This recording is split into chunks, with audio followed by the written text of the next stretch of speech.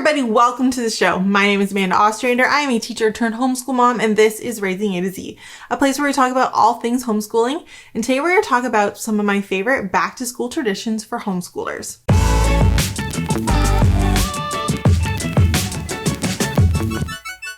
September is right around the corner, which means that it is the beginning of a new school year.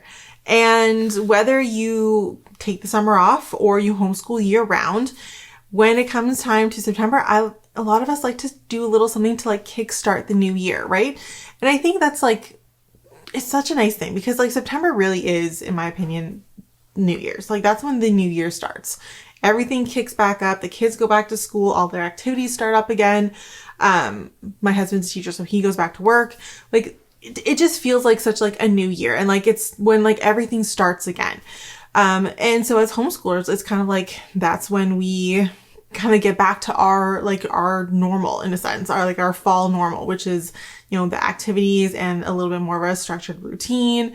We have dad at work. So it's just mom at home, just things come back. And so I love celebrating back to school, even though we homeschool. And I know a lot of other families do. Some people like to call it not back to school. I just call it back to school homeschool edition. It just makes more sense to me. But yeah, or back to homeschool. It is what it is. But I like to celebrate it and I like to make a big deal out of it because I think it's exciting for our kids to have something that they can say, oh yeah, this is what we did every year on this day. Because public school kids have those things too, right? So I think when we're homeschooling, we don't want to match always the public school system, but we don't want our kids to miss out on things. And so there's something so exciting about the first day of school and when you're in public school, you get a new backpack or you go back to school shopping or you do certain things that signify the beginning of the school year. And there's something about being able to do something that signifies the beginning of the year when you're homeschooling. And so we make a big deal of it. We like to celebrate. And I've got 10 super easy, super fun, often very affordable ways to celebrate back to school as a homeschooler. So let's get started. Number 1, you can start with a gift. So you can definitely give your kids a gift on the first day of back to school. I often do this. So we have a gift bag and I put a lot of my kids' stuff in it. By stuff, I mean their new curriculum books, whatever they're getting new for the year goes in there. I put a couple new pens and pencils. So if I bought new supplies because I needed some, packed markers, highlighters, sticky notes are really popular. Actually, most popular is tape. Kids are obsessed with tape. So, I'll take all that and instead of just saying, here's some pencils and here's your back to school, new books for the year, put them in a gift bag and put it at their spot at the table for breakfast. Blows their mind. Absolutely loves it. They get so excited and they look forward to their back to school gift. So basically I'm taking the things that I already need to give them and putting it in a gift bag. I'm just saying, it makes it so much fun. And they totally love it. Number 2, you can definitely do a special meal. So whether this is you do a big fancy breakfast with bacon and eggs and pancakes, maybe it's you have a favorite back to school meal that you do in the evening, maybe you make homemade pizzas. Maybe you guys go out for breakfast. There's something really special about having a time to commune together as a family and celebrate this back to school kind of feeling. And if you can find a way to do that during the day when everyone else is not doing those things, it just adds to it. So I love to do brunch or breakfast with my kids, something kind of fun and exciting. Because I think of a lot of kids are rushing off to get on the bus. And we're sitting around eating waffles and bacon and watching cartoons and hanging out as a family instead of running out the door. So yeah, you can definitely do a fun meal. Number 3, you can go on a field trip. There's kind of a running joke in homeschool circles that homeschoolers don't really like going places over the summer because it's filled with all public school kids. So when it comes to fall, we love to reclaim those spaces because there's no one ever at the science center on a Monday morning. Just doesn't happen. There's nobody at the museum or the art gallery or anything like that during the week unless there's specifically a school field trip. So for the most part, we get to kind of reclaim those spaces. And the cool thing about that when you're a homeschooling family is that you can go on a field trip on the first day of school. I guarantee you there's going to be nobody there because it's the first day of school. So you can definitely go and enjoy having a whole big space to yourself and being able to do all the experiences and explore all those things. So you can go on a field trip. It's a great idea. We're probably going to go to the Science Center this year and have, use our membership and just like make a fun day out of it. So go on a field trip. Number 4, you can have a game day. Game schooling is definitely a huge thing. It is fantastic to be able to like connect with your kids while playing a game, but also like sneak some educational facts in there, do a little bit more like math practice or spelling practice, and they don't even realize it because they're playing a game.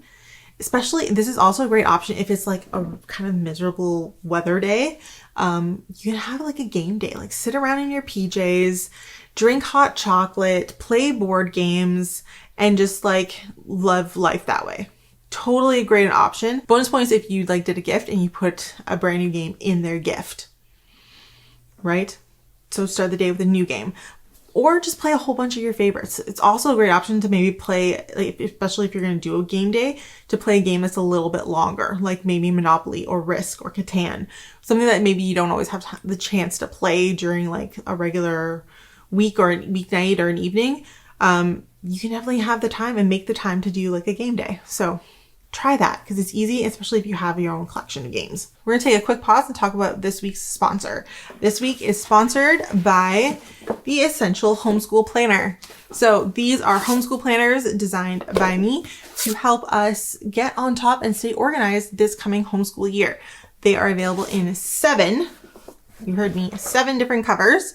Everything from citrus to clouds, there's stars, there's lines. Some of them are black and white. They come printed. You can get them printed on Amazon, or they can come as PDF, and they have everything you need to get back and organize for another awesome school year. Things that are included in this planner. We've got reading lists. We've got long-term planning. We've got time blocking and scheduling, figuring that out. We've got unit study planners. There are curriculum lists, budget lists, as well as your monthly calendars and your weekly layout that you can totally customize. You can do 1 per kid. You can do 1 per subject, whatever you need for your family.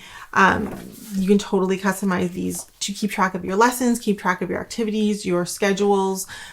These are an essential part of my homeschooling journey. It helps me stay on track. You can use them to plan from the front and plan ahead, or you can use them to plan behind and keep them as like a record of what you've done in the year. A homeschool planner, I think, is always an essential tool, and you can definitely pick one up. I will put all the links down below. Definitely check these out. Number 5, you can do a tea time. Now, I'm a big proponent of the tea time. It is part of the Brave Writer lifestyle. I love Brave Writer. And so I love doing poetry tea time. We try to do one once a week. And so I love doing tea, and there's something so special about tea for us. And so you could sit down and do your first tea party of the year and make that like a big deal. Like say like, we're going to do a big tea party, make a really special dessert, pick out your, start a new poetry book, do something really exciting, and just like do the first tea party of the year. Especially if you already do tea parties. This is a way to just make a big deal out of the first one of the year, right? Number 6, you can go on a coffee date. This is a great option if you have slightly older kids. If you have like kind of middle schoolers or high schoolers, take them on a coffee date. Go to your favorite coffee store, get a coffee or a hot chocolate or whatever they want to drink, and, take your workbooks, do a little bit of work, read a little book, maybe play a game. You can easily like connect a few different activities here, but take them to a coffee shop and just like hang out. My kids are, how old are they now? They just had their birthday. So I have 7 and 9 now. And we've gone to the coffee shop over the last 2 years on a couple different occasions, and they love it. They just think like going and like doing their schoolwork at a coffee shop is so much fun, and you can totally do this with any age, and it works. They all love it. So it's a great way to like kickstart the year. Say, hey, we're going to go to Starbucks and get a vanilla bean frappe and, do our math together.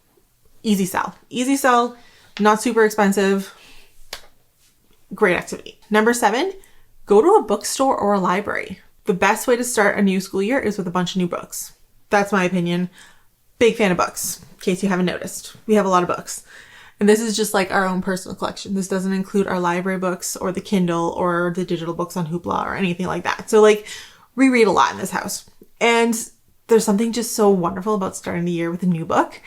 And you could go and do a library run. You could go to a bookstore. We personally love to go to our used bookstore, and I give the kids like a $10 budget and they can go and spend $10 and buy a couple books, which at a used bookstore usually works out, depending on the book, to like 2, sometimes 3 books per kid. Fantastic. Love that. It is fantastic. And if you're like, I don't have the money and it's just a little too much for me, don't worry about it. Go to the library and do like a big library haul, or go to a different library, like maybe a different branch. Awesome choice, because you get to see different things, right? And then it's totally free. So, bonus points if you can like combine going to the bookstore with something else like a tea time or a coffee time. Trust me, your kids will absolutely love it. And it's not very expensive. Number 8, you can go on a play date. You can set up a play date with some other homeschooling friends, with your co-op, do something maybe in like the community, and go and do something as like a fun group of kids who are all homeschooling, get some socialization in, and celebrate the fact that you guys aren't in school by being not in school and out in the community. Personally, here in like the greater Sudbury area, we have a not back to school event that happens, they call it, every year. And basically like everyone shows up at this beach that has a park, and we just like hang out, do a whole bunch of things. And the kids run around and play. Like we've had upwards of like 75 kids there. A whole bunch of different homeschooling families show up, and it's kind of like a nice way for new homeschoolers to like come into the fold. It's a nice way for old homeschoolers to connect, and it just kind of like starts getting us to like see what's going on in the community and make those connections. So definitely try Playdate, and then it's free. If you go to the beach, a public beach, it doesn't cost you anything other than whatever it took you to get there. So definitely a great option and super fun. Another thing that we've done in the past is make bookmarks.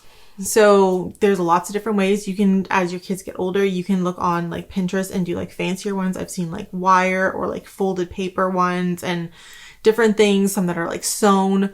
You can get fancy. If you are like, my kids are little, I don't think I can handle that.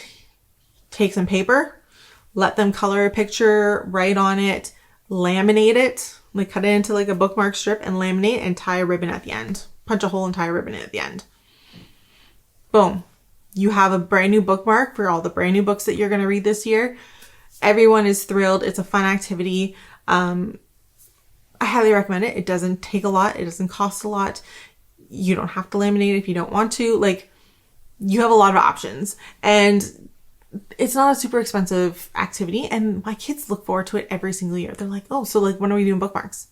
When are you doing bookmarks, Mom? Are we gonna do bookmarks this year? When are the bookmarks coming out? Well, I have a whole bunch of books. So like, I think I'm going to need more than one bookmark. So like, maybe I can make 2 or 3. Mom, we're going to do bookmarks. Like, trust me, bookmarks can be a huge hit. And then the kids each can customize it, make it personal. It's fantastic. So do a bookmark. Lastly, my 10th recommendation for a back to school activity is to do your annual back to school picture. My kids, because they've never been to school, don't have school pictures. And so for me, it's kind of like one of the big things. I know back to school pictures become a big thing in the public school system, and we have been loving doing it as homeschoolers as well. So on the first day when all the other kids go back to school, I also take a picture of my own kids, and they have a little sign that says how many years that we've been homeschooling, what grade they're going in. I take one with them together because I have 2 kids. I take one of them together, and then I take one of each of them, and they get to put on their favorite outfit and stand in front of our house door. And it's just like a little thing that we get to do every year, and it like builds annually that like I can like show my kids over the years growing up together and like homeschooling together over the years too. So that's really nice. So yeah, those are my kind of top recommendations for back to school traditions. And the nice thing about back to school is you can make it what you want it. So we have like our big day on like, I think it's usually a Wednesday or Tuesday. We do our back to school big day. We have our community event on a Friday, And so it's like a short week because it's after Labor Day.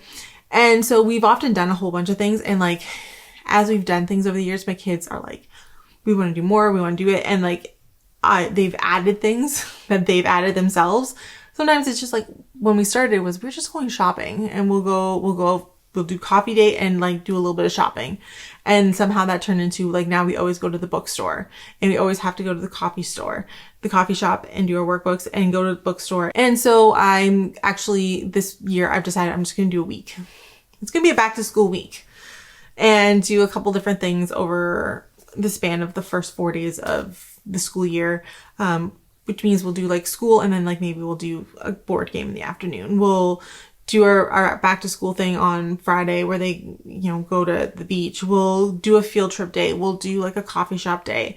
And so we're still getting our schoolwork done, but we're also going to like do it a little bit differently to have a little bit more fun. So yeah, that's what we're doing for back to school. And I'm hoping these are some great ideas that really help you guys find something to do.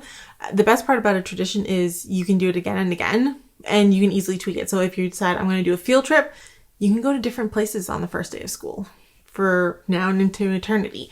You're going to go to a coffee shop. Well, you can always go to different coffee shops or do a different breakfast, or you can take a tradition and grow it with your kids over the years and still have it be the same thing, like still be a tradition that we do this. And so traditions are important. They build and secure a family. And when we can incorporate our homeschooling into that, it just helps build our homeschooled kids up as well. So thank you so much for watching. Make sure you guys follow on Facebook, Instagram, TikTok. Don't forget to check out the planners. And I will see you guys next week when I talk about what you need as school supplies as a new homeschooler. See you later. Bye.